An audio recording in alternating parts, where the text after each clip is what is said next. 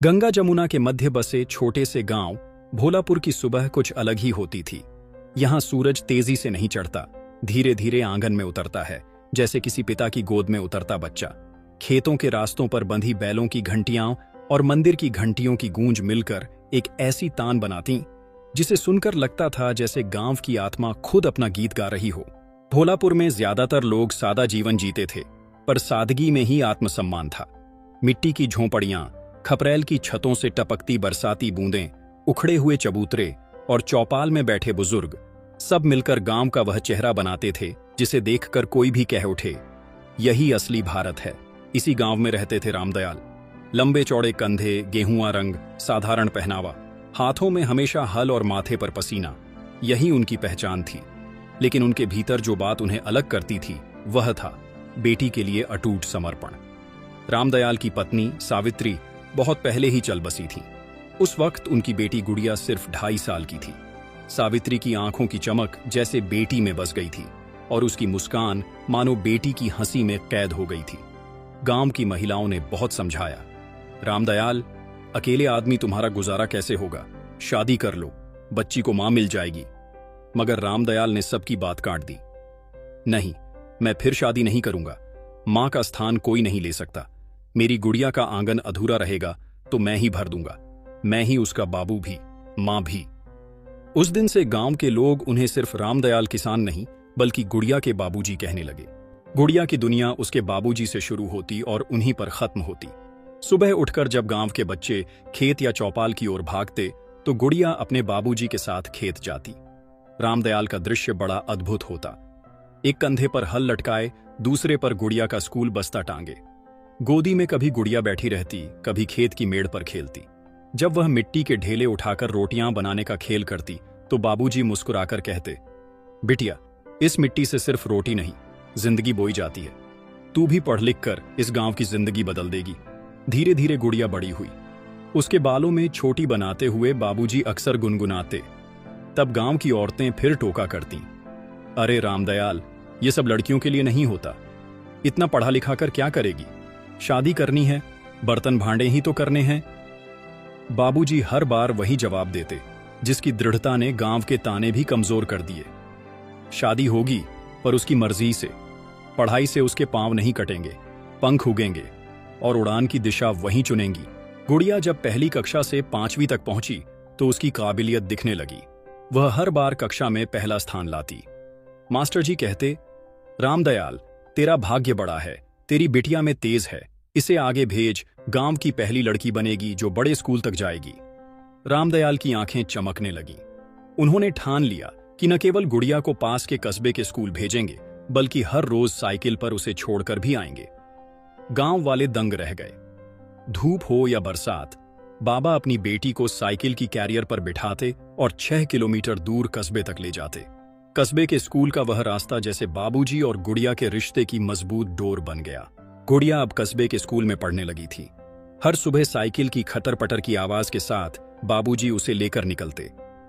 रास्ते में कहीं कच्चे तालाब थे, कहीं ऊबड़ खाबड़ पगडंडी। कई बार साइकिल की चेन उतर जाती, पहिया फंस जाता, पर बाबूजी रुकते नहीं थे। वे अपने पसीने और सांसों के साथ बेटी के भविष्य का रास्ता बना रहे थे। गांव के लोग इस नजारे को देखकर हैरान होते। चौपाल पर बैठे बुजुर्ग सिर हिलाते कहते, रामदयाल, तू क्यों अपने ऊपर इतना बोझ डाल रहा है? बेटी आखिर ब्याह के बाद पराई घर जाने वाली है। शहर भेजकर क्या कर लोगे? खेती बाड़ी को देखो ना। औरतें हंसी उड़ाती, लड़की को इतना पढ़ाओगे तो कल को दहेज और भी ज्यादा मांगेंगे। पढ़ी लिखी लड़की संभाले नहीं संभलेगी। लेकिन बाबूजी अपने होठों पर वही संतुलित मुस्कान ली कहते, लोगों, तुम्हारी बातें हवा की तरह हैं जो कानों से टकराकर निकल जाती हैं। मेरी बेटी अगर ऊंचाइयां छुएगी तो दहेज का शब्द लोग भूल जाएंगे। वो इस गांव की मिसाल बनेगी। गुड़िया जब ये बात सुनती तो उसकी आंखें छलक पड़ती। वह मन ही मन बुदबुदाती, बाबूजी, ये जो मेहनत आप हर रोज मेरे लिए कर रहे हैं, मैं इसे कभी व्यर्थ नहीं जाने दूंगी। धीरे धीरे गांव के बच्चे भी प्रभावित हुए। छोटी छोटी लड़कियां अपनी मां से कहने लगीं, मां, हम भी पढ़ना चाहते हैं। देखो ना, बाबूजी कैसे अपनी गुड़िया को पढ़ा रहे हैं। गांव के पुराने विचारों में छोटे छोटे छेद पड़ने लगे। वक्त यूं ही बहता गया। दिन से महीनों और महीने से साल बनते चले गए। गुड़िया अब किशोरावस्था में पहुंच चुकी थी। उसकी मेहनत और पढ़ाई का असर दिखने लगा। 10वीं की बोर्ड परीक्षा में उसने पूरे जिले में प्रथम स्थान पाया। यह कामयाबी इतनी बड़ी थी कि जिले भर के स्कूलों में चर्चा होने लगी। गांव के बड़े बुजुर्ग जो कल तक ताने कसते थे, अब मिठाई की थाल लेकर बाबूजी के घर पहुंचे। रामदयाल, तेरी बेटी ने तो गांव का नाम ऊंचा कर दिया, हमें गर्व है। बाबूजी चुपचाप सुनते और सिर्फ इतना कहकर हाथ जोड़ते। गर्व तभी होगा जब मेरी बेटी पर बंदिशें न लगे। शिक्षा से ही गांव उठेगा। मेरी गुड़िया आज अकेली नहीं, ये गांव की हर बच्ची की आशा है। गुड़िया की सफलता पर पूरे गांव ने दीपमालाएं सजाईं। पहली बार लगा जैसे भोलापुर ने किसी बेटी के लिए दिल से उत्सव मनाया हो। आगे की पढ़ाई के लिए गुड़िया को सरकारी स्कॉलरशिप मिली। अब उसकी राह इलाहाबाद यूनिवर्सिटी तक पहुंचने वाली थी। ये सुनकर बाबूजी के मन में गर्व और करुणा दोनों उमड़ आए। रात में जब वे अकेले चारपाई पर लेटे तो आसमान की ओर देखते हुए बोले, सावित्री, देख रही हो ना, तेरी गुड़िया आज वहां जा रही है जहां तक इस गांव की कोई बेटी कभी नहीं गई। गुड़िया भी जाने को तैयार हो रही थी, पर मन में एक भय था। गांव पहली बार उससे दूर हो जाएगा, और सबसे बढ़कर बाबूजी का साथ। वह रोते हुए बोली, बाबूजी, आपके बिना मैं कैसे रहूंगी? आपको अकेला मैं। रामदयाल ने उसका चेहरा सहलाते हुए कहा, बिटिया, उड़ने के लिए परिंदों को घोंसले से बाहर निकलना ही पड़ता है। तू जा, मैं यहीं रहकर तेरी सफलता का दिया जलाऊंगा। उस दिन बाबूजी पहली बार गांव के बाहर के बस स्टैंड तक गए। भीड़ में उनकी साइकिल धूल फांकती रही, पर उनकी आंखें बस अपनी बेटी पर टिकी थीं। गुड़िया ने विदा लेने से पहले उनके पैर छुए और कानों में फुसफुसाई, आपके सपने ही अब मेरी सांस हैं बाबूजी। बस चली, और धूल में धुंधला होता चेहरा बाबूजी का गुड़िया की आंखों में अमिट तस्वीर बन गया। इलाहाबाद, एक ऐसा शहर जहां ज्ञान, इतिहास और संघर्ष सब साथ बहते थे। तंग गलियों से लेकर यूनिवर्सिटी की ऊंची इमारतों तक हर जगह किताबों और मेहनत की गूंज सुनाई देती थी। गुड़िया जब पहली बार हॉस्टल पहुंची तो उसकी आंखें हैरानी से चौंधिया गईं। लंबी लंबी इमारतें, भीड़ भाड़, ऊंची आवाजें, ये सब उसके गांव से बिल्कुल अलग था। भोलापुर की शांति में पली गुड़िया को शहर की भागदौड़ में अपने कदम भारी लगने लगे। पहली रात हॉस्टल के कमरे में उसने बाबूजी की तस्वीर तकिए के नीचे रखी। धड़कनें तेज थीं और आंखें नम। दीवार पर चिपके पोस्टर, खिड़की से आती गाड़ियों की आवाज और हॉस्टल के गलियारों में होती गपशप, ये सब कुछ उसके अकेलेपन को और गाढ़ा कर रहे थे। उसने धीरे से तस्वीर को चूमते हुए फुसफुसाया, बाबूजी, आप यहीं होते तो मुझे डर न लगता। लेकिन सुबह उसने खुद को संभाला। किताबें खोलते ही उसे बाबूजी की आवाज सुनाई दी, मानो कानों के पास गूंज रही हो, बिटिया, उड़ने के लिए परिंदे डरते नहीं, हर डर पंखों की मजबूती की परीक्षा होता है। गुड़िया ने मन कस लिया कि अब वह पीछे मुड़कर नहीं देखेगी। क्लासरूम में वह मेहनती और तेज छात्रा के रूप में साबुत जानी जाने लगी। लाइब्रेरी की धूल भरी किताबें उसकी सबसे प्यारी साथी बन गई। बाकी लड़कियां जहां शाम को बाजार घूमने निकलती, गुड़िया किताबों में डूबी रहती। धीरे धीरे प्रोफेसर भी उसकी तारीफ करने लगे। तुम्हारे हौसले अलग हैं, लगता है पीछे कोई ऐसा इंसान है जिसने तुम्हें बड़े सपने देखना सिखाया है। गुड़िया मुस्कुराकर सिर्फ इतना कहती, जी सर, मेरे बाबूजी। उधर भोलापुर में बाबूजी की दुनिया अब बदल चुकी थी। आंगन की चौखट जहां गुड़िया गुड्डे गुड़ियों का खेल खेला करती थी, अब खाली हो गई थी। कभी खामोशी इतनी बढ़ जाती कि बाबूजी खुद चौंक उठते। वो अक्सर चारपाई पर अकेले बैठकर गुड़िया की पुरानी कॉपियां और किताबें देखते। उसके बचपन की टूटी चप्पल तक उन्होंने संभाल कर रखी थी। कभी मुस्कुराते, कभी आंखें नम हो जाती। गांव की औरतें फिर ताने कसतीं, रामदयाल, तेरी गुड़िया अब शहर की हो गई, कल को परदेस जाएगी, तुझे यहीं अकेला छोड़ेगी। बेटियों पर इतना भरोसा करते हो, आखिर उन्हें शादी तो करनी ही है। बाबूजी बस मुस्कुरा देते। अगर मेरी बेटी ऊंचाइयां छूती है तो मैं सबसे धनवान पिता हूं। वो जहां रहे उसकी छाया मुझ पर हमेशा रहेगी। उनका दिन खेतों में मेहनत करते और शामें बेटी की तस्वीरों से बातें करते बीतती। रात को आसमान में चमकते किसी तारे को देख उठते और कहते, ये तारा भी मेरी गुड़िया जैसा है, दूर है मगर रोशनी हर रात मेरे पास भेजता है। गांव के बच्चे जब खेलने आते तो बाबूजी उनसे कहानियां सुनाते। उन कहानियों में कहीं छुपी होती उनकी अपनी गुड़िया। बच्चे कहते, बाबा, आप हर कहानी में अपनी बेटी को क्यों लाते हो? बाबूजी हंसकर जवाब देते, क्योंकि मेरी गुड़िया ही मेरी सबसे बड़ी कहानी है। इलाहाबाद यूनिवर्सिटी में गुड़िया की पढ़ाई अब अंतिम वर्ष में पहुंच चुकी थी। उसका नाम अब सिर्फ यूनिवर्सिटी तक सीमित नहीं रहा, बल्कि कई शिक्षकों और शहर की संस्थाओं में चर्चा का विषय बनने लगा। कैंपस में एक दिन विदेशी कंपनी का प्लेसमेंट ड्राइव हुआ। सैकड़ों छात्र छात्राएं कतार में खड़े थे। सबके हाथों में रिज्यूमे थे, सबके चेहरों पर उम्मीद और घबराहट दोनों। गुड़िया भी उनमें से एक थी। पहली बार उसने दुपट्टा ठीक करते हुए सोचा, क्या सचमुच मैं इस भीड़ में चुनी जा सकती हूं? क्या मैं बाबूजी का सपना पूरा कर पाऊंगी? इसी दौरान उसे बाबूजी की आवाज जैसे भीतर से सुनाई दी, बिटिया, डर और जीत एक ही सिक्के के दो पहलू हैं। तू जितना डर से भागेगी, जीत उतनी दूर जाएगी। गुड़िया ने अपनी हिम्मत जुटाई और इंटरव्यू में बैठ गई। कई सवाल पूछे गए, ज्ञान के, तर्क के और जीवन के। जब उससे पूछा गया, तुम हमारी कंपनी में क्यों काम करना चाहती हो, तो उसने झिझक हटाकर साफ आवाज में उत्तर दिया, मैं सिर्फ अपने लिए नहीं, उस गांव की हर बच्ची के लिए लड़ना चाहती हूं जिसकी पढ़ाई बीच रास्ते में रोक दी जाती है। अगर मैं आगे बढ़ पाई तो उन्हें रास्ता दिखा पाऊंगी। इंटरव्यू कमेटी उसकी बात सुनकर निःशब्द रह गई। कुछ दिन बाद जब रिजल्ट आया तो गुड़िया का नाम सबसे पहले नंबर पर था। उसे सीधे कनाडा की एक बड़ी कंपनी से ऑफर मिला था। गुड़िया की आंखों से आंसू बह निकले। यह उसकी मेहनत की जीत नहीं, ये बाबूजी की हर सुबह की साइकिल की मेहनत की जीत थी।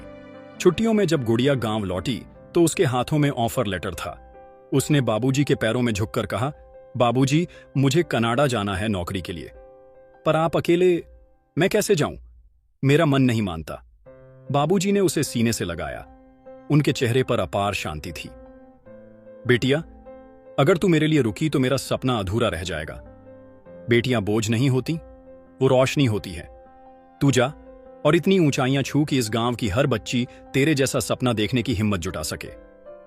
गुड़िया ने नम आंखों से कहा, पर बाबूजी, आप? रामदयाल ने मुस्कुराकर जवाब दिया, तू जहां भी होगी, मेरी छाया तेरे साथ होगी। खेत की मिट्टी, तेरा घर, तेरी मां और मैं, सब तेरा सहारा बने रहेंगे। मुझे अकेला मत समझ, मेरी जिंदगी अब तेरी उड़ान से भरी है।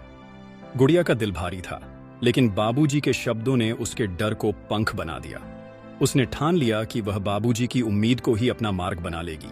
उस रात बाबूजी ने गांव के बच्चों को कहानी सुनाई। देखो बच्चों, जब परिंदा उड़ना सीखता है तो घोंसला उसे रोकता नहीं।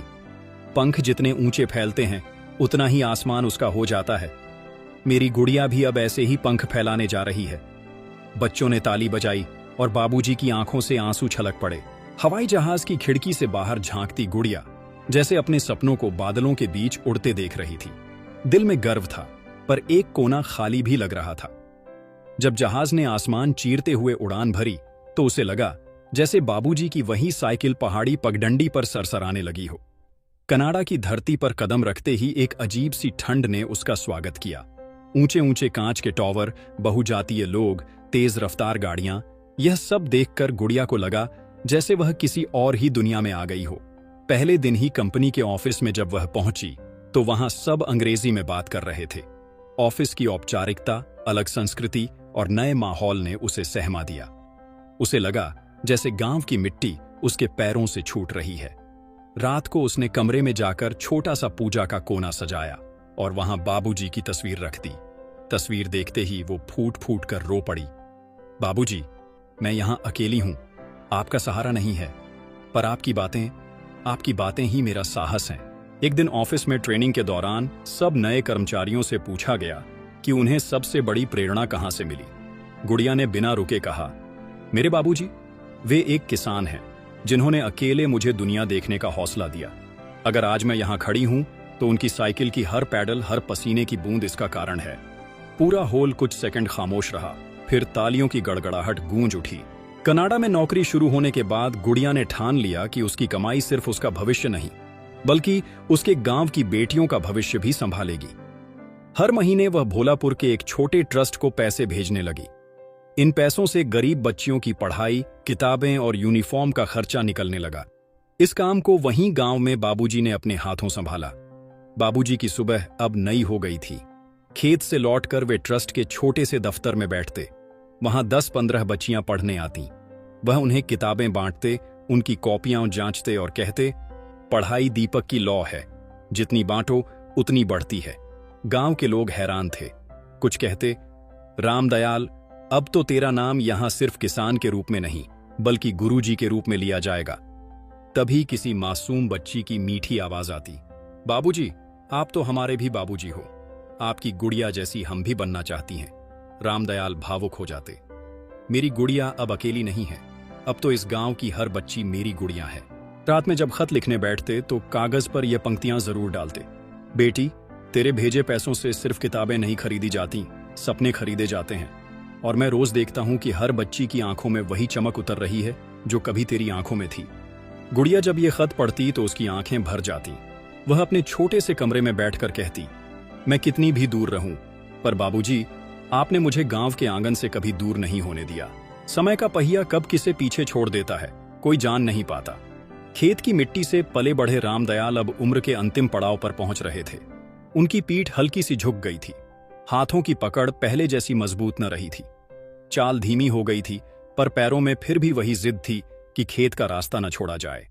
सुबह सुबह जब वे खेत में खड़े होते तो सूरज की पहली किरण उनकी सफेद होती दाढ़ी पर पड़कर चमकने लगती, मानो प्रकृति भी कह रही हो, तेरी मेहनत मिट्टी की नस नस में बसी है रामदयाल।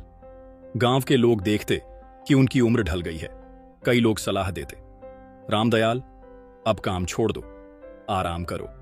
गुड़िया अब खूब कमा रही है, तुझे काम करने की जरूरत नहीं। पर बाबूजी धीरे से मुस्कुराते और कहते, काम से थकान नहीं आती, काम से सांसें चलती हैं। जब तक इस खेत की मिट्टी मेरे हाथ सहले मैं जीता रहूंगा, और जब थकान भी आएगी तब भी मैं हर बच्चे की आंखों में अपनी गुड़िया की तस्वीर खोजूंगा। उनके हाथों से खुरपी भले कांपने लगी हो, लेकिन उनकी आंखों का तेज कभी फीका नहीं पड़ा। कभी कभी वे ट्रस्ट में बच्चियों को किताबें बांटते वक्त कहते, बिटिया लोग, पढ़ाई मत छोड़ना, दिन आएगा जब तुम सब अपनी बाबूजी की गुड़िया बनोगी। उन्हें देखकर लगता जैसे उनके जीवन की सारी थकान उन बच्चियों की आंखों में पनपती आशा ने चुरा ली हो। कुछ सालों बाद गुड़िया छुट्टियों में गांव लौटी। उसकी आंखों में विदेशी अनुभव था, पर दिल में वही मिट्टी की गर्माहट। उसने घर का आंगन देखा, वही चारपाई, वही दीवार, वही टूटी हुई चौखट, सब जस का तस था। बस फर्क इतना था कि अब बाबूजी के कदम धीमे पड़ गए थे। गुड़िया दौड़कर उनके पास पहुंची और उनके पैर पकड़ ली। उसके गाल भिगोते आंसू बाबूजी के पैर धो रहे थे। बाबूजी, आप बदल गए हैं, अब आप पहले जैसे मजबूत नहीं रहे। बाबूजी ने उसके सिर पर हाथ रखा। बेटी, शरीर बूढ़ा होता है, सपने नहीं। तू मेरे लिए बदल गई है। आज मेरे पास खुद को अमीर समझने का कारण है। जानती है क्यों? तेरे भेजे पैसों से अब तक 4 लड़कियां मास्टरनी बन गई हैं। मेरी गुड़िया अब अकेली नहीं है, वो कई घरों की रोशनी बन चुकी है। गुड़िया निशब्द हो गई। उसने महसूस किया, उसके बाबूजी केवल उसके पिता नहीं, गांव के पिता बन चुके हैं। उस दोपहर जब गुड़िया बरगद के पेड़ के नीचे बैठी थी तो उससे कुछ बच्चियां आकर कहने लगीं, दीदी, हमें भी आपकी तरह पढ़ना है, हमारे बाबूजी भी हमें पढ़ाएंगे। गुड़िया की आंखें भर गईं। उसने बाबूजी की ओर देखकर कहा, आप जानते हैं, आप सिर्फ मेरे ही नहीं, पूरी पीढ़ी के बाबूजी बन गए हैं। रामदयाल ने धीमी मुस्कान के साथ उत्तर दिया, बेटी, यही तो मेरी सबसे बड़ी जीत है कि बेटियां कभी बोझ नहीं। वे तो वह बीज हैं जो पूरे गांव की जिंदगी बदल देती हैं। सर्दियों की एक सुबह थी। ओस की बूंदें खेत की घास पर मोतियों सी चमक रही थीं। पूरा गांव धीमी ठंड में सिमटकर अंगीठियों के पास बैठा था। लेकिन बाबूजी उस सुबह हमेशा की तरह जल्दी उठ गए थे। उन्होंने अपने पुराने धोती कुर्ते को ठीक से पहना, लाठी उठाई और ट्रस्ट की ओर निकल पड़े। वहां बच्चे पहले ही इकट्ठा हो गए थे। बाबूजी थोड़े थके हुए लग रहे थे, लेकिन जब बच्चे उनकी ओर भागे और बोले, बाबूजी, एक कहानी सुनाओ ना, तो उनकी आंखें चमक उठीं। धीमी आवाज में उन्होंने कहना शुरू किया, कभी एक किसान था जिसके पास सोने की जमीन थी। उसने वहां से गेहूं नहीं बल्कि सपने बोए थे, और एक सपना उसकी बेटी थी। वो तारा बनकर इतनी ऊंचाई पर चली गई कि आसमान भी छोटा पड़ गया। पर वो तारा रोज सुबह धूप बनकर अपने पिता की छत पर उतर आता। बच्चे खुश होकर ताली बजा रहे थे, लेकिन उसी पल बाबूजी की सांसें थोड़ी अटकने लगी। उन्होंने बच्चों की ओर देखकर धीरे से कहा, बचपन कहानी है, जवानी किताब है और बुढ़ापा उस किताब का आखिरी पन्ना। पर याद रखना, बेटियां बोझ नहीं होती, वे सबसे मजबूत दीवार होती हैं। यह कहते हुए उनकी लाठी धीरे से जमीन पर गिरी। चेहरा मुस्कुराता रहा, पर उनकी सांसें थम गईं। गांव सन्न रह गया। जिन होठों ने पूरी जिंदगी बेटियों के गीत गाए, वे अब मौन हो गए थे। बाबूजी की अंतिम यात्रा उसी खेत से शुरू हुई, जहां उन्होंने अपनी बेटी के लिए पसीना बहाकर उसकी दुनिया बनाई थी।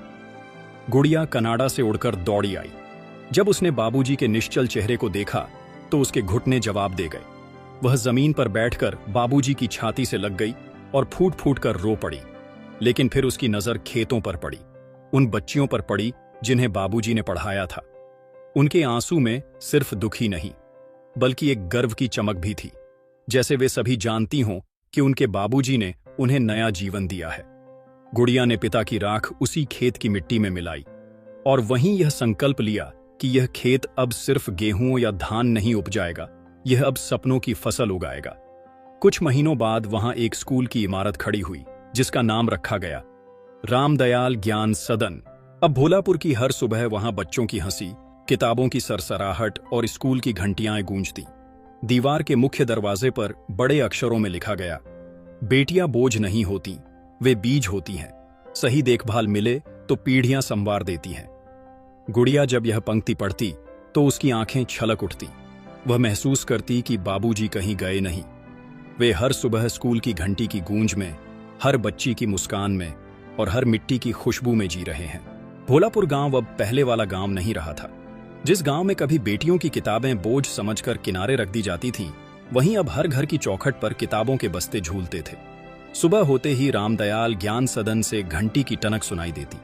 रंगीन यूनिफॉर्म में बच्चियां भागती हंसती स्कूल पहुंचती।